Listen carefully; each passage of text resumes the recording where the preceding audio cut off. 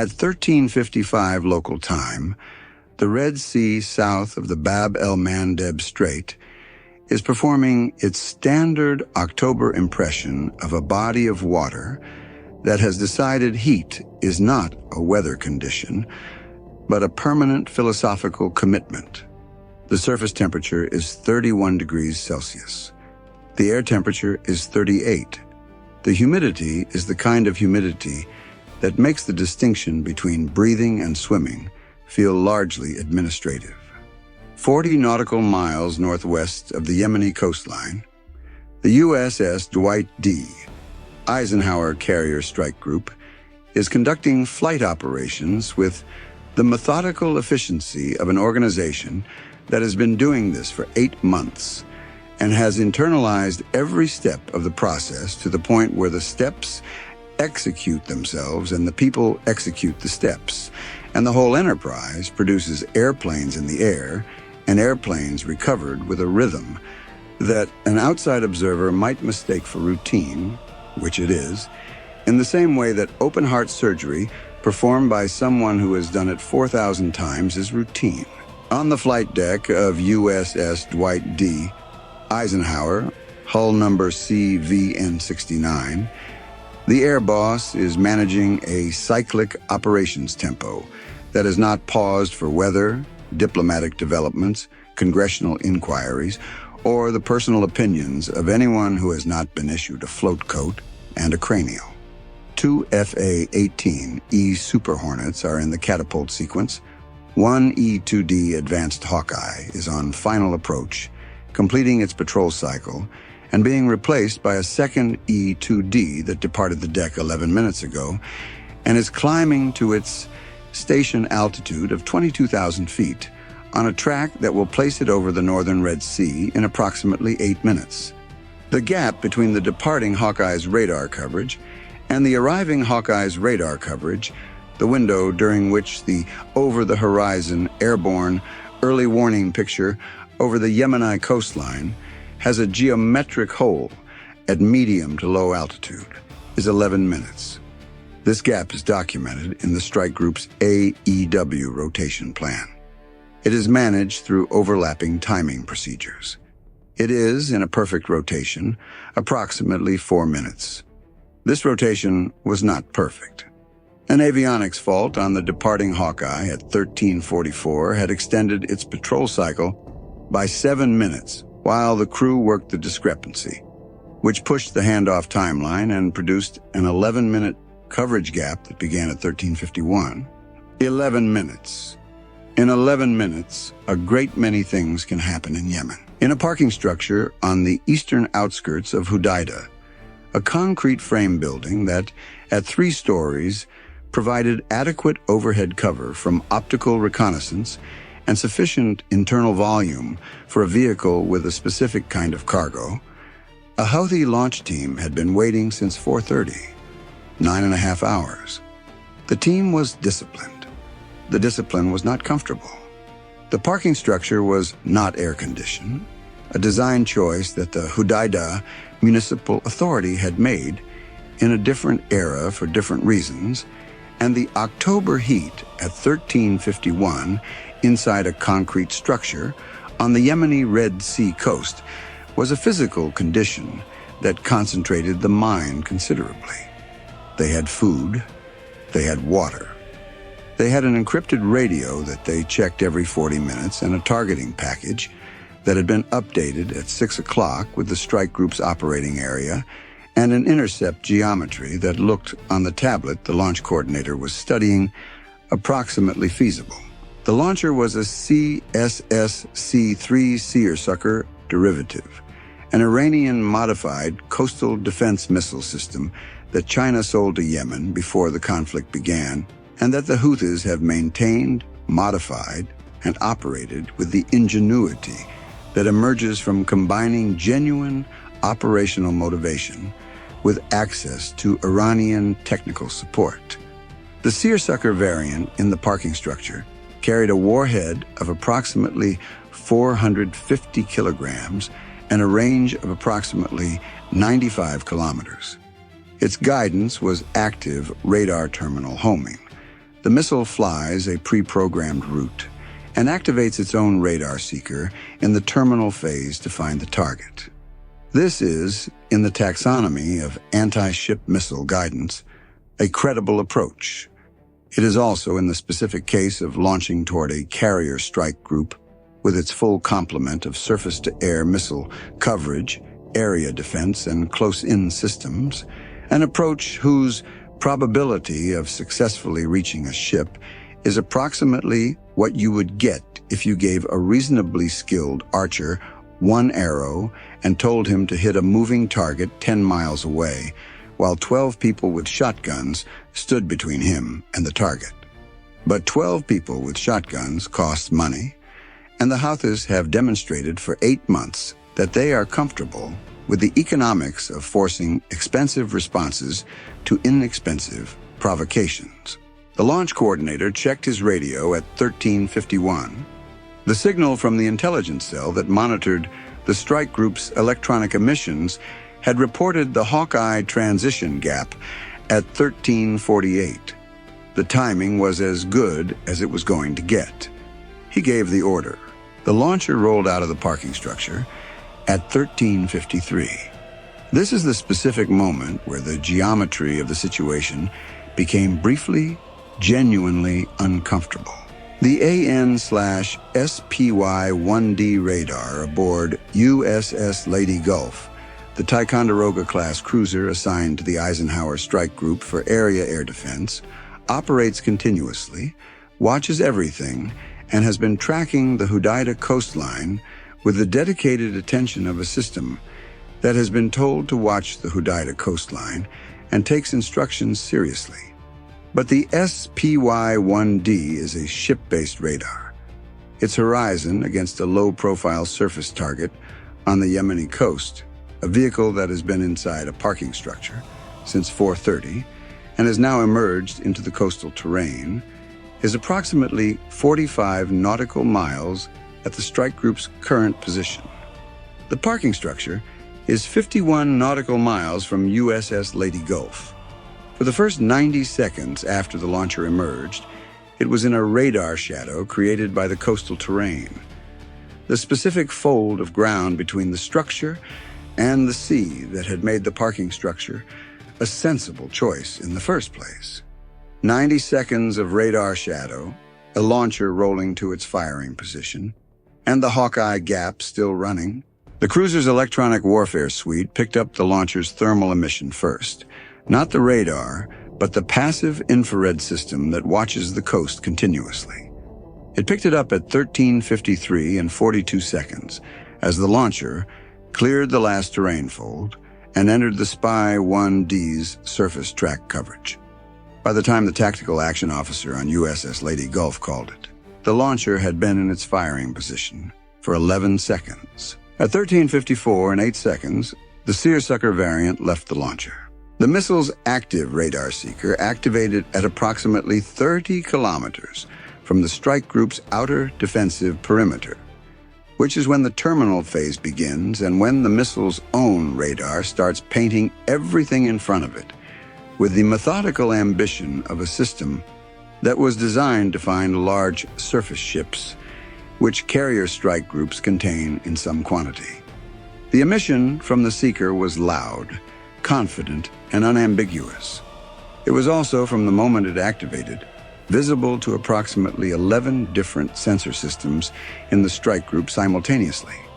The SPY-1D on USS Lady Gulf acquired it at seeker activation. The Aegis system built an intercept solution in the time it takes to describe that it built an intercept solution. The SM-2 battery was already designated. The E-2D, climbing to station, was not yet in its optimal coverage position, but was receiving data link from the surface picture and had the contact on its scope from fleet data. Here's the SM-2 question, which in the Red Sea in late 2024 is a question that the strike group's budget officer raises at every morning brief, with the persistence of someone who has looked at a spreadsheet for 8 months and has developed strong opinions about the relationship between SM-2 unit cost and seersucker derivative unit cost. An SM-2 Block IIIB costs approximately $1.4 million. The seersucker derivative cost the Houthis, in assessed procurement and modification costs, approximately $300,000.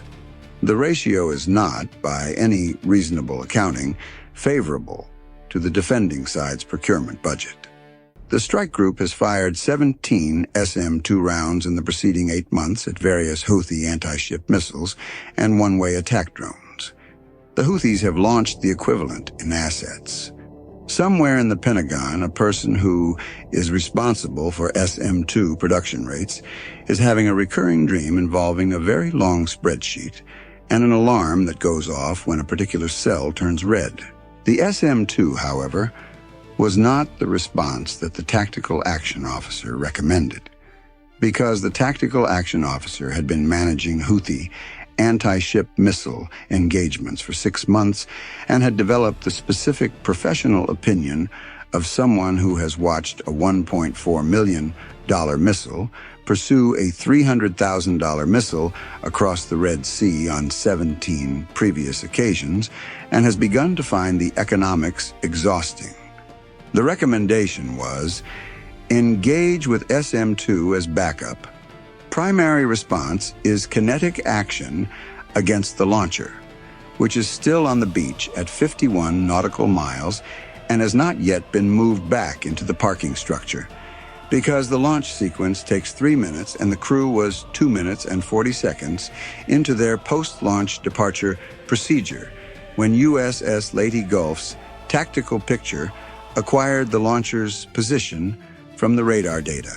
The commanding officer of the strike group aboard USS Eisenhower, watching the same picture, had the same thought at approximately the same time. He had also been doing this for 6 months. Strike package? 2 Super Hornets are in the catapult, sir. Loaded for close air support. GBU-31S, 2 per aircraft. Time to target from current position? 14 minutes to the Hudaydah coast at max speed, sir. Launcher is stationary. Ground team is assessed still on site. 2-minute window before they likely clear the area. 14 minutes of flight time. 2-minute window for the launcher to still be accessible. The math produced a number that was 12 minutes short of comfortable and required a decision immediately. Launch both. Cleared hot on the launcher. The 2 F-A-18E Super Hornets that had been in the catapult sequence for cyclic operations, loaded with GBU-31 Joint Direct Attack munitions for a different tasking that was immediately subordinated to this one, were off the deck at 13:56 and 14 seconds and 13:56 and 31 seconds respectively. Both pilots had their targeting update from the E-2D data link before they cleared the ship's radar horizon. Both were climbing to their attack altitude.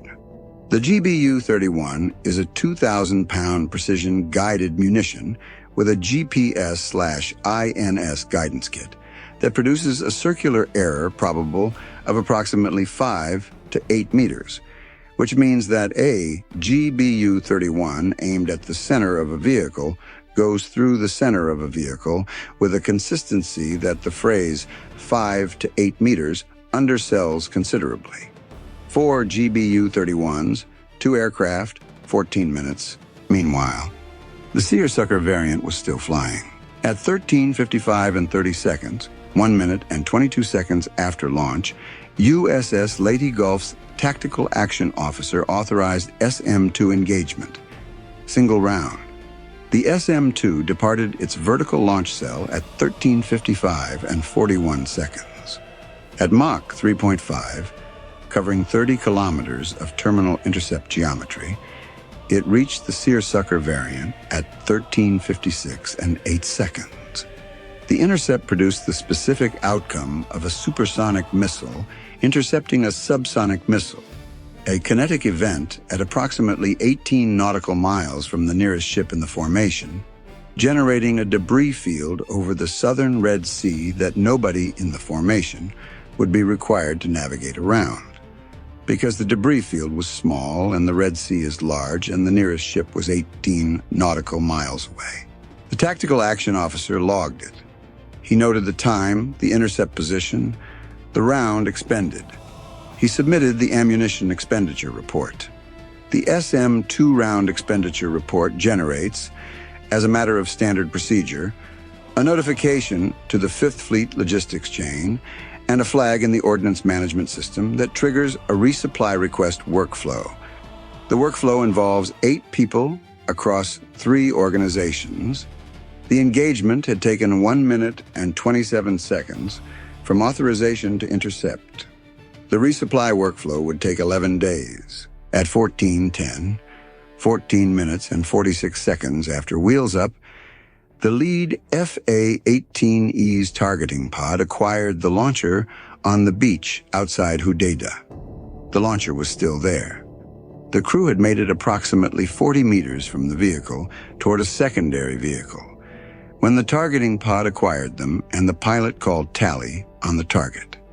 The parking structure was 180 meters to the north. The GBU-31 does not distinguish between a launcher that has moved 40 meters and one that has not moved at all. The guidance kit does not find this morally complicated. It finds coordinates. The first GBU-31 arrived at 14:10 and 52 seconds. The second aircraft's round arrived at 14:11 and 4 seconds. The 2 aircraft strike package had expended 2 of their 4 GBU-31s on the launcher.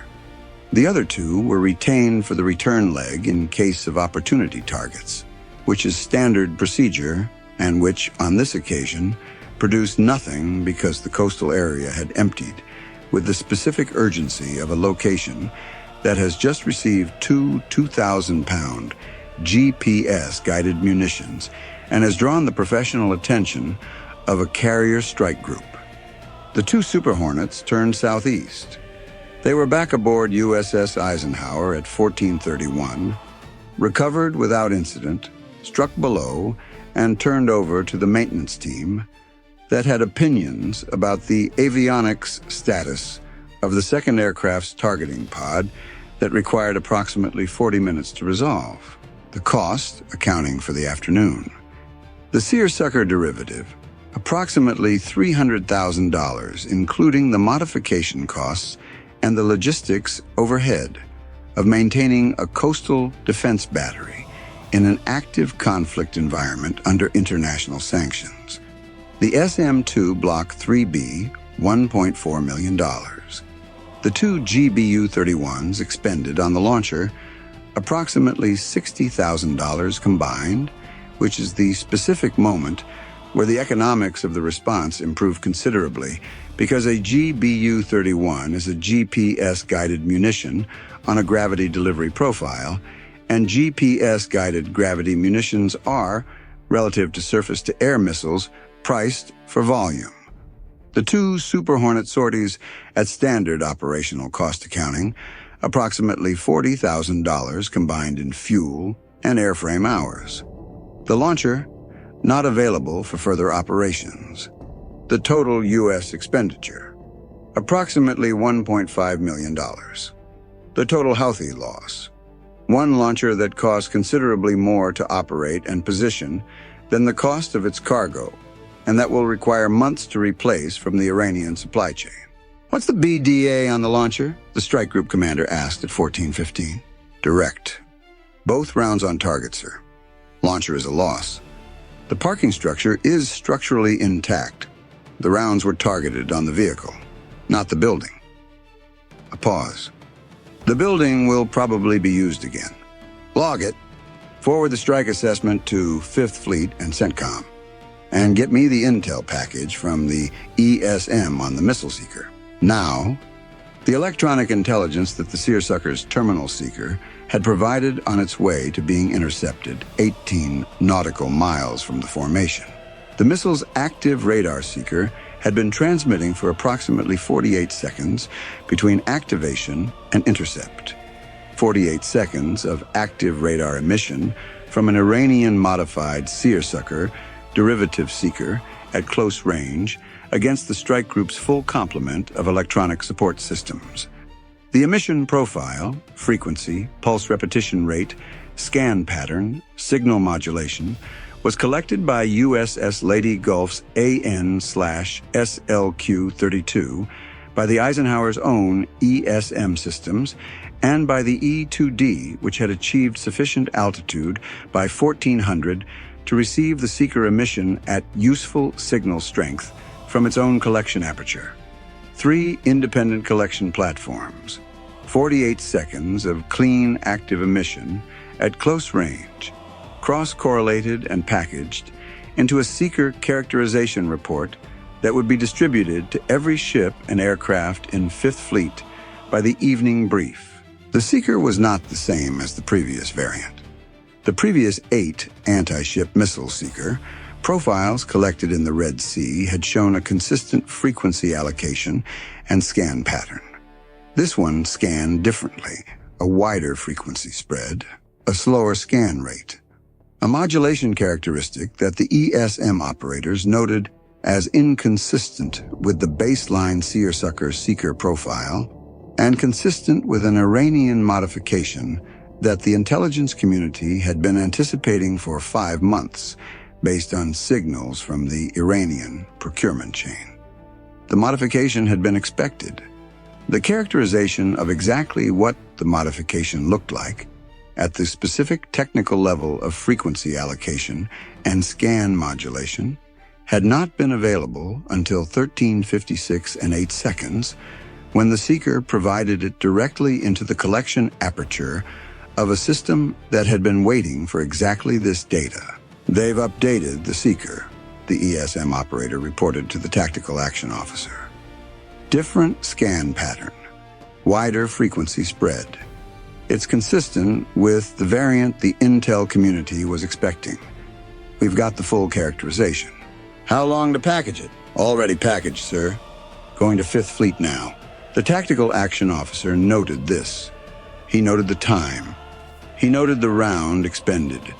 He moved to the next item on the watch section's action list, which was the replacement SM-2 resupply workflow, which was going to involve 8 people and 11 days, and which was less interesting to think about than the seeker characterization, but equally mandatory.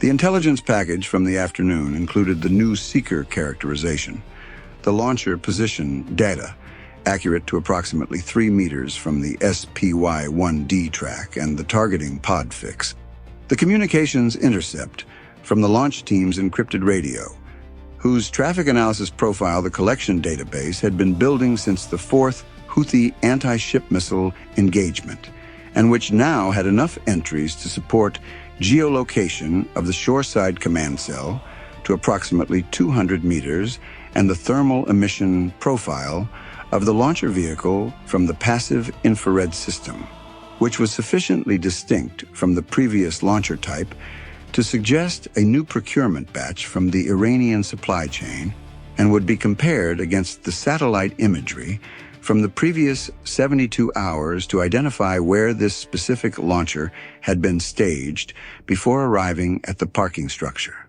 In Sana'a by 1700 local time, Al-Masirah television had a broadcast ready.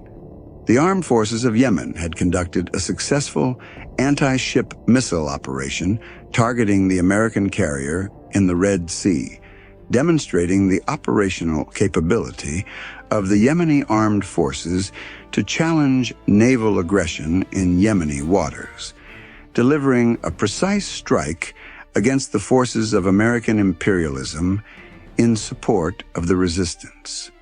The broadcast showed launch footage, genuinely dramatic, the Seersucker's solid booster producing a substantial flame trail against the coastal landscape, and described the operation as a significant escalation of the armed forces' maritime campaign.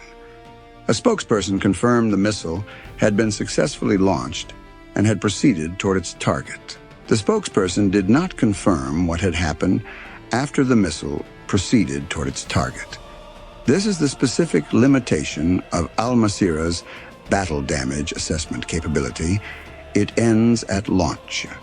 Everything after launch over open water at a strike group that has not been hit and has not reported being hit is inference. And the inference in this case required the audience to supply a conclusion that the available evidence did not actually support. USS Eisenhower's flight deck returned to cyclic operations at 14:35. The two Super Hornets recovered from the Hudaydah strike were turned around and back in the rotation by 15:20. The air boss had opinions about the pace of the turnaround, delivered in the specific register available to an air boss on a carrier flight deck, which is considerably more emphatic than most communications, but no less professional for it. The cycle continued. The Red Sea continued to be hot and flat and professionally demanding. The E-2D handoff had been completed at 14:07, 4 minutes after the engagement ended, with the new Hawkeye in full coverage position and the AEW gap closed. The gap had been 11 minutes. The launch had occurred at minute 9 of 11. The margin between the launcher emerging from the parking structure and the strike group's surface radar acquiring it had been 90 seconds. 90 seconds of genuine vulnerability. 1 SM-2 round, 2 GBU-31s, 1 seeker characterization that the intelligence community had been waiting for since June. 1 launcher that will not be launching anything else until a replacement arrives from the Iranian supply chain, which the relevant sanctions enforcement community is professionally committed to complicating. The parking structure is still there. It will be used again. The next time a launcher rolls out of it, the passive infrared system's updated thermal profile for this vehicle type will be in the current threat library, and the detection timeline will be approximately 15 seconds faster than it was at 13:53. 15 seconds is not much.